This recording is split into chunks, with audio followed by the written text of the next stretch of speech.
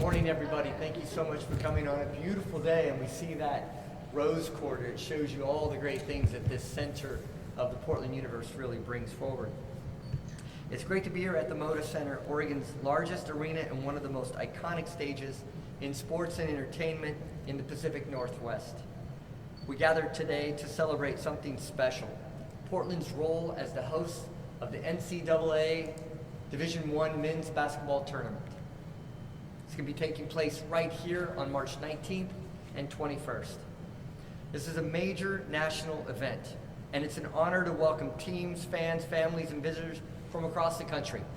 I wore my Oregon State University blazer. It's a sad day that we're not in this tournament. We're not represented by University of Oregon, Portland State, or UP, but we do have the powerhouse of the Gonzaga Bulldogs here representing. So we've got skin in the game, and it's going to be an exciting tournament. Hosting the NCAA tournament is more than a point of pride. It brings real energy into the heart of our city. It showcases Portland as a premier sports destination, and it highlights the momentum we are building in our central city. We can feel that we're in the midst of a renaissance, and this is one more opportunity for us to showcase to the nation that Portland is central to our national pride. From our restaurants and hotels to our transit system and small businesses, this tournament fuels economic activity and reminds the nation what makes Portland such a vibrant and welcoming place. Events like this do not happen on their own. They happen because the people across the city and our community, they step up. I want to recognize the Portland Police Bureau for their public safety planning to ensure a smooth and secure experience for everyone attending. And I want to thank Sports Oregon for their leadership in bringing world-class events like this to our city, and to Travel Portland for their tireless work promoting Portland as a destination for visitors, conventions, and major sporting events. I've spent this last 4 days with Megan as we really focus on promoting Portland and our renaissance. And of course, we're here because of these phenomenal athletes that are going to be showcased for our nation. The players bring their talent, their passion, their hard work to the court and to our communities. They inspire us, they bring communities together, and they remind us of why sports matter. To all the fans joining us, whether you're from here, right here in Oregon or from anywhere across our great nation, we are glad you are here. Enjoy the games, enjoy the city, and experience everything Portland has to offer. This is a moment of pride for our community, and we're welcoming not only our Portlanders and Oregonians, but the nation to really enjoy all that is good about Portland. So thank you. I'd like to turn it over to Councilor Ilana Perlogini. Morning. Thank you all for being here. My name is Ilana Perlogini, and I am proud to represent this part of our city. I am so glad to welcome some of our country's top college basketball players and all of the fans who are coming to Portland to watch them play here at the place where North and Northeast Portland meet. We are excited once again to be a host city for the NCAA tournament here at the Moda Center. I know fans, many of you will be spending a lot of time inside of this arena over the next few days, but I hope that you'll take the chance to get out and explore our city as well. We have a lot of things happening right now. The St. Patrick's Day Festival is still happening today and tomorrow downtown. It's Portland Dining Month, which means some of our best restaurants have menus on display at a discounted price. While you're here, I encourage you to visit our small businesses, walk through our parks, spend time in our amazing neighborhoods. And if you need a little bit more basketball than you're getting here at the Moda Center, please, just 10 minutes north of here, make your way to the Remix game, our G League team that sits very close to this arena. We're so glad you'll be here. We are proud to be your host this week for the NCAA tournament. We hope you enjoy the games, we hope you enjoy our city, and we look forward to you coming back for your next trip. Chief? Morning, everyone. Police Bureau loves celebrating events like this, love being engaged with it, just appreciate, as already mentioned by the mayor, work of Sports Oregon and Travel Portland and others. And the mayor and I have a strong commitment to safety for all Portlanders, and by extension of that, those that come and visit our city, which we know we're going to see several visitors over the next many days. It's not lost on me and on the Police Bureau as we do look around our country and we do recognize some of the unfortunate threats that we are facing in a variety of ways, including large public events as this. So we have taken some additional steps to provide increased security both for the teams and for the fans that will be in attendance and for the city overall. A couple of things. Typically, and this is happening again, there will be extra officers on duty that are being paid for, hired through a union contract. This happens for the Blazers, it happens for the Timbers, it happens for a lot of these major sporting events. So there will be officers present inside the building under contract for that. In addition, we will have our traffic unit, which will be doing escorts of the team buses. That's not only for safety reasons, but also just for efficiencies. They're on a tight schedule for these games. They want to make sure that they start and end on time, get the teams in and out, so we will be providing that service. And then finally, we are enhancing the number of officers that will be outside of the building and in the neighborhoods and at hotels and other prime locations for visibility, both officers as well as command staff. I'm hoping to participate myself. As an under-resourced agency, we need to continue to look for ways to be efficient and also fiscally responsible. So I've asked our command team to step in and to be available, to just be present, to greet visitors, to greet the teams, and provide information and that increased sense of security. So we're really looking forward to this event. We feel confident that we have a good plan in place. We're working obviously closely with our partners here at the Moda Center, which we have a long history with and appreciative of. And I'm looking forward to seeing some good basketball over the next few days. So welcome to Portland. I'd like to introduce my good friend Jim from Sports Oregon. To add to the comments from the mayor and the councilor and the chief, we are super excited to be hosting this event. Portland has proven itself as an incredible host city for the NCAA. We keep getting awarded these events because, especially on the men's first and second round and on the women's regionals we've hosted, we have been one of the, in the men's first and second round, either the first or second highest performing box office in NCAAs each year on that. So they keep coming back here because Portland shows up, the community shows up and supports and enjoys these events. This will be the 5th time we've hosted men's first and second rounds. I'd like to go back farther in history. We've hosted 2 regional finals for men, 1961 and 1975. And in 1965, we actually hosted the men's Final Four at Veterans Memorial Coliseum. That's what new dynamic renovated facilities do for you. Infrastructure wins when we do that. So super excited about what's coming to this building. You know, on the women's side, we've hosted 5 regionals, regional finals for women. And coming up next in 2028, we have the women's super regional here. We've hosted that recently in 24. Before the super regional is 8 teams with 2 teams advancing to the Final Four. Prior to that, they were the traditional 4-team regionals. And of course, 2030 brings us the women's Final Four, which will be the biggest sporting event this city has ever hosted. And we're just looking forward to working with our partners at Travel Portland, the city, and the Blazers, and our host institution 2030, the University of Portland. Our host institution this year is Oregon State. Mayor, big choice of colors today. Just want to thank Scott Barnes, the athletic director there, and the entire athletic administration for all their help. Every one of these events comes with an NCAA host institution, and Oregon State is that for this one. And then finally, bid partners, Blazers and Travel Portland. Just can't do it without them, and super excited to host. And lastly, I want to shout out to Chief Day. He talked about how Portland Police shows up for these events. 2 years ago when we had the Women's Super Regional, he brought a mentality with the force of just being, they were our ambassadors. The amount of feedback we got from the visiting teams, the coaches, the fans, the Portland Police was very visible, and they were just, had a smile on their face and shaking people's hands in the hotels. We get a ton of out-of-town visitors for this. I mean, there's going to be over 5,000 contracted rooms. Megan will talk more on those details. But so many people are coming here, and we want to reinforce what's right about Portland and push away the narratives that have been existing out there for the last 5 or 6 years. So excited for this week, and Megan, I'm going to turn it over to you. Thank you so much. Thank you, Mayor, Chief, Counselor, and Jim. I'm Megan Conway. I'm CEO of Travel Portland and very proud to be here celebrating what's coming for our city this week.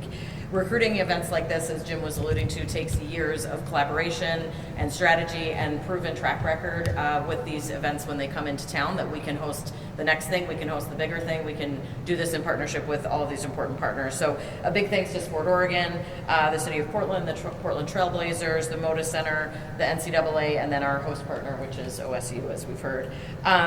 We do know from a tourism standpoint that sports events often produce some of the highest impact weekends for a city. So when you're hosting these events, yes, we have large conferences and other things that come, but there is a certain element of the fan base and the money that those people come in and spend and put into our economy, which is incredibly valuable. And this is exactly why, and as the tourism industry, we look to invest in recruiting sports events like this.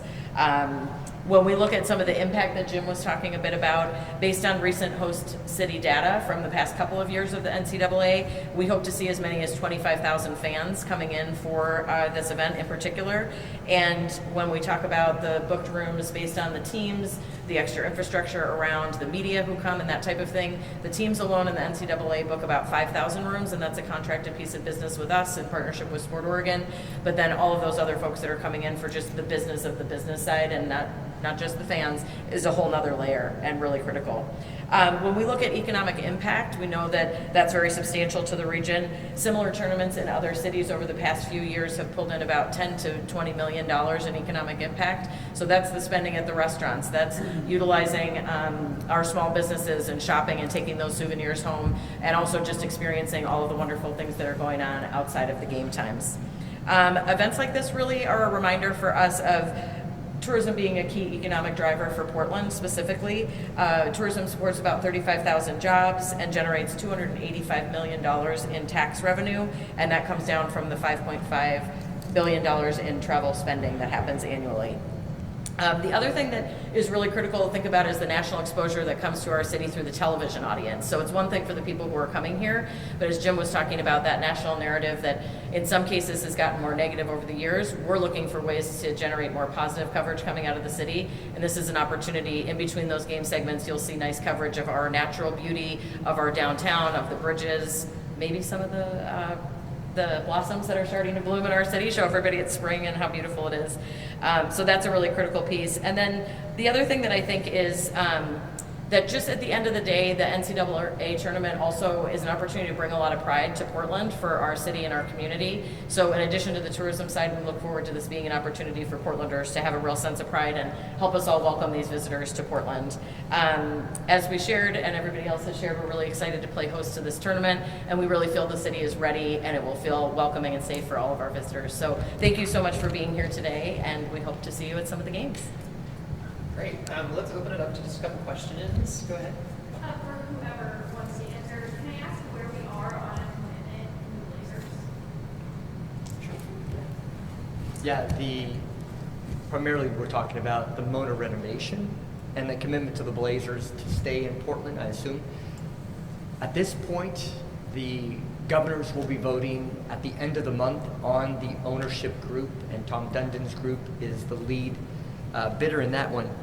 But we're looking through the windshield. Everything is moving forward. Having a conversation with the NBA commissioner on Friday, it was positive.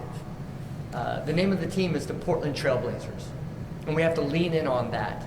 But we have to do our hard and important work to make sure that this arena is a state-of-the-art home to not only the Blazers, but to our fire and to all the other events that use this home. So it's time to update the arena. So we've done that work to get ready, and the state legislature has committed. They did something that was amazing. In 35 days, they took a bill from its inception, moved it forward, and had a bilateral, both sides of the House and the Senate agreed to this and moved it forward. Now it's in our hands, and everything is positive, everything's moving forward, and we're building a coalition to make sure that the Blazers are a part of our fabric for years to come. On that note, beyond the Blazers, can you speak a bit more to how events such as this highlight the importance of the Moda Center as a building, as a facility? Absolutely. We have 240 days of activation in the Moda right now. We have the WNBA Fire that is going to be playing in a matter of 2 months. We are a flyover city right now for these extraordinary events and concerts that aren't stopping in Portland. Moda is that home, is our living room. And so with the renovation, with all the things that we're doing, we're going to activate this arena for more nights of the week. And then now think about the WNBA. We're already talking about the All-Star game. We're already talking about the NBA Men's All-Star game. That brings in 7,000 hotel nights per day. And we only have 10,000 hotels available, 10,000 rooms in Portland. Think about that transformation, about taking our mid-level city and getting us into the majors and bringing in all of that transportation and lodging into our community. The Moda is our living room. And then we get to activate this community for more nights of the week. This very important Lower Albina now gets to be that vibrant core that it always was. It's now being restored. So many benefits that we can bring to the community. Does anybody else want to jump in before we go to the next question? I can add that. The mayor talked about what this building means to future success, and with the renovated building, we have the opportunity to make sure that the 2030 Final Four isn't the last major event the city hosts. If we were bidding in this next cycle and the renovation wasn't hopefully an eventual commitment here, we wouldn't be able to win a future Final Four or Women's Super Regional. Just where we were in 22 when we received that commitment, just the way arenas and stadiums have evolved over the last 4 or 5 years, the number of new ones that have come online, we wouldn't get the consideration. So it's really critical for this, for us to make sure 2030 isn't our last big moment. And the goal is to have renovations complete by 2030, right? Yes, it is. And so it would be hopefully done in late 2029 is the goal, or the reality, I should say. Yeah. Mayor, you just said that you're talking All-Star Game. Could you elaborate on that? What are those conversations? Who are you talking with? Right, it's time to start dreaming. So once we book and we're moving forward with the renovation, now we need to start thinking what world-class events are going to really bring the world to Portland. And the WNBA All-Star is an absolute must. We've got to bring that forward. We'll have one of the top arenas in the nation. And then it's time to start dreaming about the NBA All-Star. So I had that conversation with the commissioner on Friday. So did Senator Wyden. We've already begun the process. And you know what? So far, it was a positive response. But we've got a lot of hard work we've got to do to get Portland ready for that, to make sure we're in the game. Now, it's fair to say, go ahead. Well, you had mentioned what the legislature did, but there's still, steps to be taken. Are you personally going out to seek potential private dollars to help with this renovation? We've got the funding package on a spreadsheet, and we're moving forward. Now, what we've brought forward through the state, the county, and the city is a placeholder funding. But now we're talking to our county commissioners. They've got the hard job. And then our Portland city councilors. They will be the main body that will determine the funding and the votes for that. So we've got a solid package moving forward, but we still have a lot of work to do with that to fine tune it. Now, you mentioned you're kind of dreaming a big picture with the WNBA and Yes. potential All-Star games. It takes more than just a renovated building. Do you think that the city as a whole is ready to have the influx of thousands? I mean, the NBA All-Star game is an event. They had it in LA, and it brings a lot of attention. Do you think Portland is ready for the hotels and all that to host something like that? Portland City Council and I have worked extremely hard this last year to really bring a sense of hope to the community. And by all rights, and the numbers are supporting that, we're moving in the right direction. Look at what happened this weekend, the Shamrock Run. I spent the day on the waterfront yesterday and throughout Northeast Portland. It's a beautiful city, and we're really caring for our most vulnerable. And by doing that, we're really turning the city around, and you can just see that hope. Chief and what he's been doing at the Portland Police Bureau has been wonderful. We've seen 30% reductions in stolen cars, break-ins, property crime, shoplifting. Those aren't small numbers. Those are significant numbers where we're really improving the livability and safety in our community, and people are taking notice. And it's time for us this weekend to really let people into our living room and say, look at us now. All right, go ahead. I have a question for Chief Bombay. You mentioned that this is a sensitive time for people just across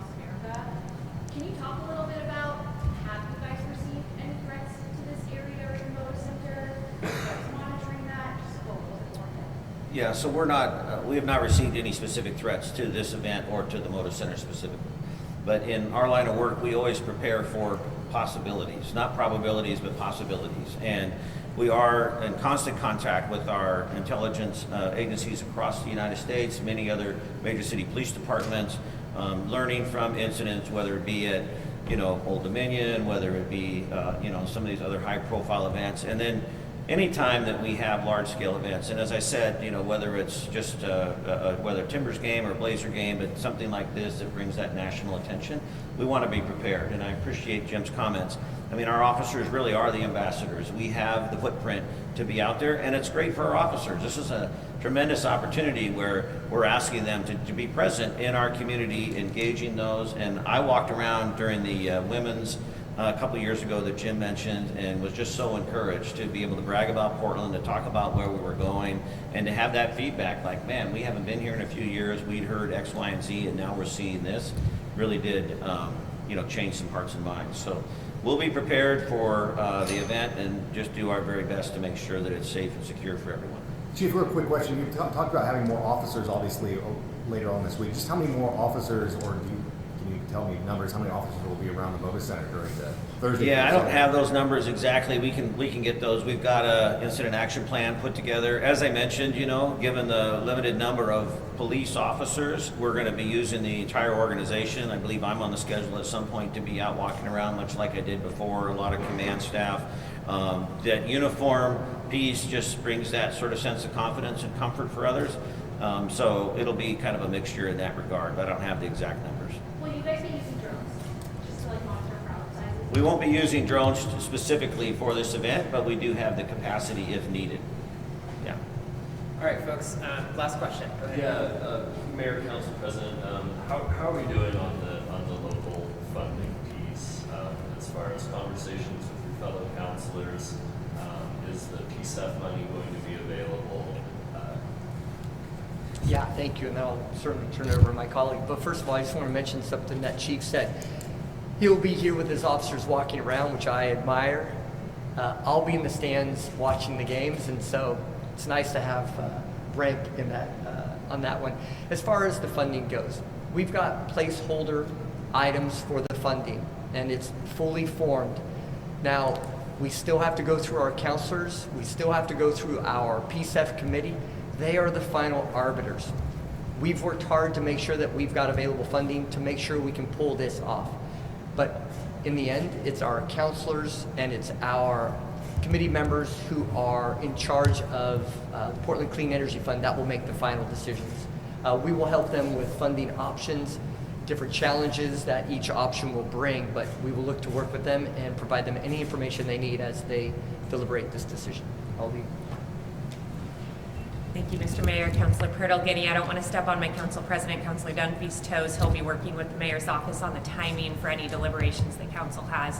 But I will tell you that I was sitting with my two colleagues who represent District 2, this space where the Moda Center is this weekend, and we all three expressed strong support for making sure that we have a path forward for not just the Blazers, but the Portland Fire and the many other concerts and events that come through this arena well into the future. I will need to work with my colleagues to figure out exactly what that looks like, but there is a strong commitment among many city councilors to make sure that we find that path forward. We just need a little bit of time to work with the mayor and look over our budget to figure out what the right path is. All right, we're going to end it there.